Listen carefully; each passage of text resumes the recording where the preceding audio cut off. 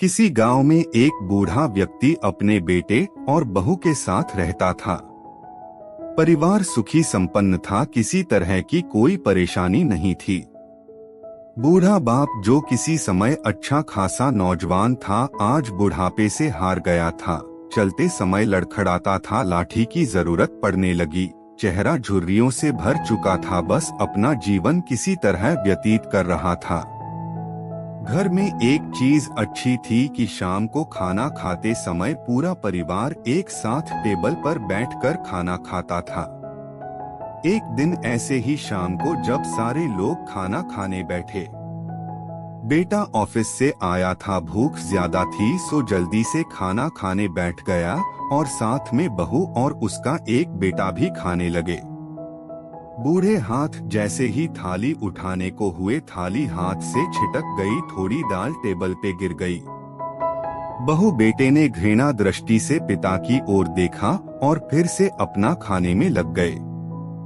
बूढ़े पिता ने जैसे ही अपने हिलते हाथों से खाना खाना शुरू किया तो खाना कभी कपड़ों पे गिरता, कभी जमीन पर। बहू चिढ़ते हुए कहा, हे राम, कितनी गंदी तरह से खाते हैं, मन करता है इनकी थाली किसी अलग कोने में लगवा देते हैं। बेटे ने भी ऐसे सिर हिलाया जैसे पत्नी की बात से सहमत हो। उनका बेटा यह सब मासूमियत से देख रहा था। अगले दिन पिता की थाली उस टेबल से हटाकर एक कोने में लगवा दी गई। पिता की डबडबाती आंखें सब कुछ देखते हुए भी कुछ बोल नहीं पा रही थी। बूढ़ा पिता रोज की तरह खाना खाने लगा। खाना कभी इधर गिरता, कभी उधर।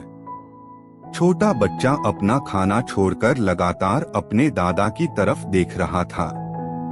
माँ ने पूछा, क्या हुआ बेटे, तुम दादाजी की तरफ क्या देख रहे हो और खाना क्यों नहीं खा रहे?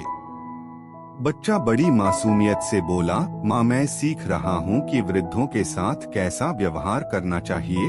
जब मैं बड़ा हो जाऊंगा और आप लोग बूढ़े हो जाओगे तो मैं भी आपको इसी तरह कोने में खाना खिलाया करूँगा।